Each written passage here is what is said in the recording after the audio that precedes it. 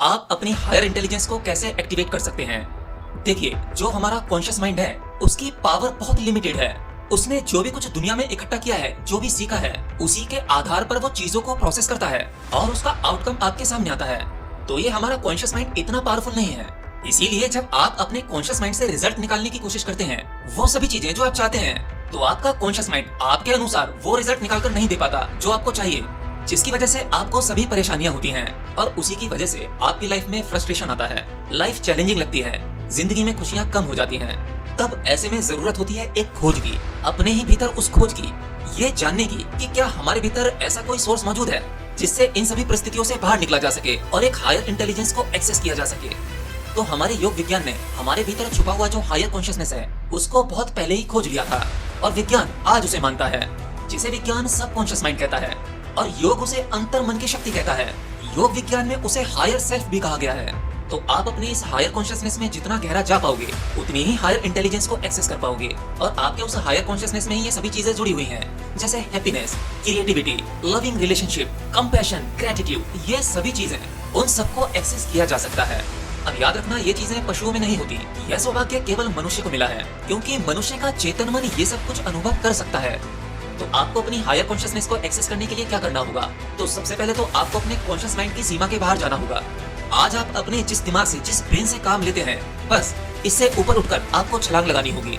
तो जब कोई व्यक्ति अपनी हायर कॉन्शियसनेस की खोज में निकलता है, तो उसके जीवन का सबसे पहला जो पड़ाव होता है वो होता है उसका सबकॉन्शियस माइंड। अब यहाँ पर सबकॉन्शियस माइंड ही सब कुछ नहीं होता कि जिसने सबकॉन्शियस माइंड में एक्सेस कर लिया तो मतलब उसे सब कुछ अनुभव हो जाएगा, परमात्मा का, आत्मा का अनुभव हो जाएगा। नहीं, ये हमारे कॉन्शियस माइंड की सीमा तोड़ने के बाद बहुत पावरफुल है। लेकिन इसके बाद जो अगला पड़ाव आता है वो आता है अनकॉन्शियस माइंड का, जो आपको आपके भीतर इससे भी गहरा, इससे भी डीप लेकर जाएगा। फिर आता है हायर सेल्फ, मतलब सबसे पहले आपकी इंटेलिजेंस, उसके बाद सिद्धियां, जैसे कुछ लोग इसे एक्टिवेट करके कुछ चमत्कारिक चीजें जैसी कर पाते हैं। इन दोनों को परंतु एक गहरा खोजी, एक आत्मज्ञानी खोजी, वो इनको भी छोड़कर एक और छलांग लगाता है। फिर वो पहुंचता है अपने इसी हायर सेल्फ में, जहां पर वो स्वयं को पहचानता है। और बात यही खत्म नहीं होती, उसके बाद वो जुड़ता है कॉस्मिक कॉन्शियसनेस से, ब्रह्मांडीय चेतना से। और ब्रह्मांडीय चेतना से जुड़ने के बाद जब उसकी आखिरी छलांग होती है, फिर वह खुद मिट जाता है। फिर वह अनंत का अनुभव करता है, अनंत में विलीन हो जाता है, जिसको सिद्ध योगियों ने नाम दिया मोक्ष, बुद्धत्व या ब्रह्म ज्ञान। तो 99% लोग तो अपने कॉन्शियस माइंड में ही जीते हैं और इसी में मर जाते हैं। अब अपने इस माइंड की शक्ति के पीछे जो शक्तियां छुपी हुई हैं, जिनके बारे में मैंने आपको अभी बताया, वहां तक केवल कोई विरला ही पहुंच पाता है। कुछ तो अपने सबकॉन्शियस माइंड में ही अटक जाते हैं, कुछ अनकॉन्शियस माइंड में, कुछ हायर सेल्फ में। परंतु कॉस्मिक कॉन्शियसनेस को करोड़ों में कोई एक होता है जो उसके पार निकल पाता है। और इसी बात को अष्टावक्र समझाते हैं, इसी बात को भगवान बुद्ध समझाने की कोशिश कर रहे हैं, और यही बात जय कृष्ण मूर्ति कह रहे हैं, यही रमण महर्षि कह रहे थे, यही भगवान श्री कृष्ण कह रहे थे। उस अनंत, उस ओम निराकार में मिलने की। उससे पहले तो बहुत सारी लुभावनी चीजें हैं जहाँ पर व्यक्ति या कोई साधक अटक ही जाता है। इन सबको पार करना और उस परम में मिल जाना, इसके लिए तो कृपा चाहिए, परमात्मिक कृपा चाहिए। एनीवे, तो अब बात करते हैं कि अपने इस हायर कॉन्शियसनेस को किस तरह से एक्सेस किया जाए, इसके क्या तरीके हैं। देखिए, जैसा कि मैंने कहा कि हर व्यक्ति अपने कॉन्शियस माइंड में ही जीता है, इसी से सभी डिसीजंस लेता है। किसी भी चीज को प्रोसेस करना होता है तो वो अपने कॉन्शियस माइंड की ही सहायता लेता है। लेकिन जब आप अपने कॉन्शियस माइंड से सब कॉन्शियस माइंड में एक्सेस करने की कोशिश करते हो, तो आप अपने कॉन्शियस माइंड के साथ में वहां नहीं जा सकते, क्योंकि आपका कॉन्शियस माइंड जो होता है वो तर्क करता है। वो अपने उन सभी सिद्धांत, उन्हीं सभी बिलीफ पर जिंदा है जो दुनिया ने, समाज ने उसे दिए, जो उसने खुद यहाँ रहकर अनुभव लेकर सीखे। हमारे कॉन्शियस माइंड को तो यही सब कुछ सच लगता है, क्यों, है ना? अगर आपको कोई सबकॉन्शियस माइंड की चीजों के बारे में बताता है, उसकी पावर के बारे में कुछ अनुभव बताता है, तो वो आपको मजाक लगता है। नहीं, वो आपको मजाक नहीं लगता, आपके कॉन्शियस माइंड को मजाक लगता है। वो उसे बिलीव नहीं कर पाता, क्योंकि उसने ऐसा कुछ पहले किया ही नहीं, उसने ऐसा कुछ अनुभव किया ही नहीं, और वो कर भी नहीं सकता। मैंने कहा ना, उसकी सीमा होती है, वो अपनी सीमा को नहीं तोड़ सकता। उसकी शक्ति की एक लिमिटेशन है, एक दायरा है। वो दुनिया भर के तर्क करेगा, वितर्क करेगा, और कोई ना कोई शंका, शक उसके अंदर रह ही जाएगा, जिसकी वजह से वो अपनी ही सीमा में सीमित रह जाता है। लेकिन सबकॉन्शियस माइंड में एक्सेस करने के लिए, उसे एक्टिवेट करने के लिए आपके कॉन्शियस माइंड की एब्सेंट होनी चाहिए। जब तक कॉन्शियस है तब तक सबकॉन्शियस नहीं होगा। अर्थात आपको अपने कॉन्शियस माइंड को सुधारना होगा, उन चीजों पर, उन बातों पर बिलीव करना होगा और प्रयोग करने होंगे, ताकि आप अपने सबकॉन्शियस माइंड में प्रवेश कर सकें। चलिए, इसका एक एग्जांपल देता हूँ। आपने जरूर हिप्नोसिस के बारे में पढ़ा और सुना होगा। एक मनोवैज्ञानिक, या वो जो हिप्नोसिस की टेक्निक्स को जानता है, वो जब किसी को हिप्नोटाइज करता है तो वह किसी व्यक्ति को काउच पर या किसी आरामदायक जगह पर लिटा देता है और उसे कुछ इंस्ट्रक्शन देता है। वो जो इंस्ट्रक्शन देता है वो होते हैं ताकि उसका कॉन्शियस माइंड एक गहरी नींद में जा सके, उसकी अपसेंट हो सके, ताकि आसानी से सबकॉन्शियस माइंड में उतरा जा सके और वहां की कुछ इन्फॉर्मेशन, कुछ जानकारी या उसकी शक्ति को उपयोग करके कुछ इंटेलिजेंस को बाहर निकाला जा सके। आज इसका प्रयोग मनोवैज्ञानिक बड़े स्तर पर कर रहे हैं। अब बात करते हैं मेडिटेशन की। मेडिटेशन का क्या रोल होता है? देखिए, मेडिटेशन भी वही काम करता है जो एक हिप्नोसिस करने की कोशिश कर रहा है। मेडिटेशन करने का फैसला कौन करता है? आपका कॉन्शियस माइंड। तो जब तक आप मेडिटेशन कर रहे हैं तब तक आपका कॉन्शियस माइंड मौजूद है और ध्यान के समय जो कुछ आपके दिमाग में विचार या इमेजिनेशन चल रही होती है वो भी सब कुछ आपका कॉन्शियस माइंड ही कर रहा होता है। लेकिन उसका प्रयास ये होता है कि वो सब कॉन्शियस माइंड में उतरे।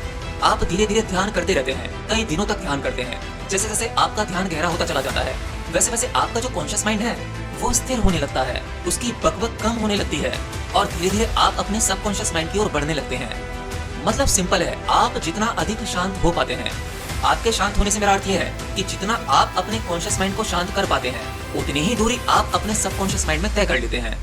जिस दिन किसी साधक का कॉन्शियस माइंड पूरी तरह से शांत हो जाता है उसके दिमाग में मेडिटेशन करते समय कोई भी विचार नहीं है, जिसे वो कहता है कि एक अलग प्रकार का अनुभव था, तो समझो वह अपने सबकॉन्शियस माइंड में चला गया। अब विचारों को शांत करना भी कोई मुश्किल नहीं है। जैसे जैसे आप अपने विचारों के दृष्टा बन जाते हैं, विचारों को केवल दूर से देखते हैं, वैसे वैसे विचार भी शांत हो जाते हैं। या फिर आप अपनी चेतना को अपनी सांसों पर लगा दें, अपना ध्यान सांस पर लेकर आ जाएं, तो भी विचार कम हो जाते हैं। 99% लोग ध्यान में फेल भी इसीलिए हो जाते हैं कि वो अपने विचारों में उलझे रहते हैं। मुश्किल तो है लेकिन असंभव नहीं है। जो साधक कुछ दिन ध्यान करके छोड़ देते हैं उन्हें कुछ खास अनुभव नहीं होते या कोई फायदा नहीं होता, वो इस यात्रा में फेल हो जाते हैं। परंतु निरंतर किया जाने वाला कर्म कभी विफल नहीं होता। आप निरंतर दुनिया जहाँ की चीजें कर सकते हैं, बार बार वही चीजें रिपीट कर सकते हैं, नहीं थकेंगे, कोई बोरियत नहीं होगी। आप बार बार सेक्स कर सकते हैं, चीजों के पीछे भाग सकते हैं, चीजें मिलती चली जाती हैं, फिर और नई चीजें आती जाती हैं। जो रिश्ते आपके खुशी का कारण बनते हैं वही आपके दुख का कारण बनते हैं और बार बार इसी लूप में फंसे रहते हैं। लेकिन फिर भी आपको ये सब कुछ करने में मजा आता है, सजा भी मिलती है, मजा भी आता रहता है। इन सबको बार बार करने में नहीं थकेंगे। परंतु जब आप अपनी बात करते हैं, आप खुद से मिलने का प्रयास करते हैं, खुद की खोज में लगते हैं, तो 15 मिनट ध्यान नहीं कर पाते, 15 मिनट अकेले नहीं बैठ पाते, एक बॉर्डम, एक ऊब पैदा हो जाती है। यही ऊब, यही बोरियत कीमत है उसकी जो आपको समाधि में ले जा सकता है। अगर आपको कुछ हासिल करना है, कुछ भी पाना है, तो उसकी कुछ ना कुछ कीमत तो अवश्य होनी चाहिए। क्यों बताइए आप मुझे? बिना कीमत दिए आप कोई चीज हासिल नहीं कर पाते। इसलिए सोचने से वो नहीं मिलेगा जो आप ढूंढ रहे हैं। सिद्धियां भी सोचने से नहीं मिलती, आत्मा, परमात्मा, ये सब ज्ञान भी आपको केवल सोचने से नहीं मिलेगा। पहला कदम तो निकालना ही होगा। इसीलिए शास्त्रों में हजारों प्रयोग लिखे हैं, हजारों तरीके हैं, कुछ तो आपको अपनाना ही होगा। चलिए अब सबकॉन्शियस माइंड की एक चीज मैं आपको और बताता हूँ कि आप लगभग रोजाना अपने सबकॉन्शियस माइंड को एक बार एक्सेस जरूर करते हो और इसके बारे में आपको पता भी नहीं और ना ही आप इसको उतना सीरियस लेते हो। वो समय होता है आपके नींद का, जब आप गहरी नींद में होते हो। इसको ऐसे समझो, जब आप सपना देखते हो तो आपके सपने में कई बार कुछ ऐसा हुआ होगा जिसे सामान्यतः उस पर यकीन नहीं किया जा सकता, उस पर भरोसा नहीं किया जा सकता कि ये करना भी या ऐसा होना भी संभव है। हो सकता है आपके पास में कुछ सुपर पावर्स आ जाए, आप अपने उन प्रियजनों से मिल सकें जो अब इस दुनिया में है ही नहीं, ऊंची ऊंची छलांगे लगा सकते हैं, कुछ लोग हवा में उड़ भी सकते हैं। ये सब कुछ सपने में होता है। लेकिन उस समय जब तक आप सपने के अंदर वो सपना देख रहे हो तब तक आपके लिए वही रियलिटी होती है। उस समय आपका दिमाग क्यों नहीं कहता कि अरे ये तो संभव है ही नहीं, ऐसा तो हो ही नहीं सकता। आप भगवान से भी मिल लेते हैं, गुरुजनों से भी मिल लेते हैं, सुपर पावर्स भी आ जाती हैं, मतलब वो सभी चीजें कर पाते हैं। वहां आप किसी से सवाल नहीं पूछते कि नहीं ये हो ही नहीं सकता, ऐसा कैसे हो सकता है। लेकिन इस तरह की बात जब की जाए, जब आप जाग रहे हो, सपना नहीं देख रहे हो, तो आप तुरंत ऐसी चीजों को नकार दोगे कि नहीं ये संभव नहीं है, नॉट पॉसिबल। क्यों? क्योंकि अब आपका कॉन्शियस माइंड जागा हुआ है, वो तर्क कर रहा है, वो छांट गांठ कर रहा है, वो चीजों को एनालिसिस कर रहा है, क्या हो सकता है और क्या नहीं हो सकता है। तो जो उसकी सीमा में है वो केवल उतना ही मानेगा। पर गहरी नींद में जब आप सपने में होते हो तब आपका ये कॉन्शियस माइंड, ये चेतन मन, ये सोया होता है और आप अपने सबकॉन्शियस माइंड की दुनिया में सैर कर रहे होते हैं, जहाँ वो हर एक चीज को एक्सेप्ट करता है, हर चीज को बिलीव करता है कि हाँ हो सकता है। इसीलिए वो सभी चीजें हो रही होती हैं जो असंभव है और आपको रत्ती भर भी शंका या शक नहीं होता। आप अपने सपने के उस पल को जी रहे होते हैं बिना किसी डाउट के। अच्छा है तो एंजॉय कर रहे होते हैं, खुश हो रहे होते हैं। अगर कुछ बुरा अनुभव हो रहा है सपने में तो आप रो भी रहे होते हैं। तो गहरी नींद में आपका सबकॉन्शियस माइंड आपके लिए एक अलग प्रकार की रियलिटी को क्रिएट कर देता है, जो सच में कुछ समय के लिए वही रियलिटी होती है।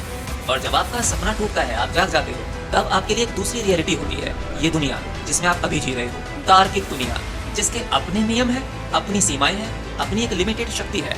पर वहाँ आपके सबकॉन्शियस माइंड में वो सीमा इसकी सीमा से बहुत बड़ी है। वहाँ बहुत कुछ संभव है जो यहाँ संभव नहीं है। ऐसे ही एक साधक जब अपने सबकॉन्शियस माइंड में मतलब नींद में ना होकर ध्यान की अवस्था में वहां चला जाता है, तब वह एक अलग ही डायमेंशन का अनुभव कर रहा होता है। साधना अगर और गहरी हो जाए तब वह अपने सबकॉन्शियस माइंड को भी सुलाकर उसके भी पार निकलकर अपने अनकॉन्शियस माइंड और फिर हायर सेल्फ और फिर उसके बाद कॉस्मिक कॉन्शियसनेस एंड देन अनंत पर ब्रह्म की यात्रा, ये सब कुछ ऐसे स्टेप बाय स्टेप एक गहरा साधक कर सकता है। पर समस्या तो यही है कि हम ध्यान कितना भी कर लें, ध्यान में अपने सबकॉन्शियस माइंड तक ही नहीं पहुंच पाते। कई बार कुछ साधक पहुंच भी जाते हैं, कुछ क्षण के लिए, कुछ देर के लिए ही सही, वो अनुभव कर लेते हैं, लेकिन ये कांस्टेंट नहीं रहता, बस कभी कभी होता है। अगर आप रेगुलर मेडिटेशन कर रहे हैं, रेगुलर हर एक चीज को होश में करने का प्रयास कर रहे हैं, खाना खाते समय अपने आसपास की चीजों को होश में देख रहे हैं आप जो कर रहे हैं कहीं ऐसा तो नहीं यंत्रबद्ध हो रहा है, आपसे जो चीजें हो रही हैं वो हो क्यों रही हैं, आप कर क्यों रहे हो, थोड़ा थोड़ा जब होश साधने लगते हो तो आपका ये जो जीवन है जो आप जी रहे हैं ये भी एक प्रकार से ध्यान में बदलता चला जाता है। फिर आपका ध्यान भी बहुत आसानी से लग जाता है, बहुत आसानी से आप ध्यान में अपने सबकॉन्शियस माइंड में जा सकते हैं और फिर ऐसे ही आगे का रास्ता मिलता चला जाता है। हाँ, मैंने इस वीडियो में बहुत सारे सवाल आपके लिए छोड़े हैं। अगर आप इस वीडियो में मेरे द्वारा कही गई बातों को बड़े ध्यान से सुना होगा तब आपके दिमाग में बहुत कुछ चलेगा, बहुत से सवाल आएंगे और बहुत लोगों ने ऐसा कुछ अनुभव भी किया होगा। इस रियलिटी को जो मैंने बताया है उसे समझने की कोशिश की होगी, वो उससे रिलेट कर पा रहे होंगे। तो जो भी हो कमेंट बॉक्स में लिखकर पूछ सकते हैं या मुझे बता सकते हैं। बाकी बस आज के लिए इतना ही। मिलता हूँ नेक्स्ट वीडियो में किसी नई जानकारी के साथ। तब तक के लिए जय श्री कृष्ण।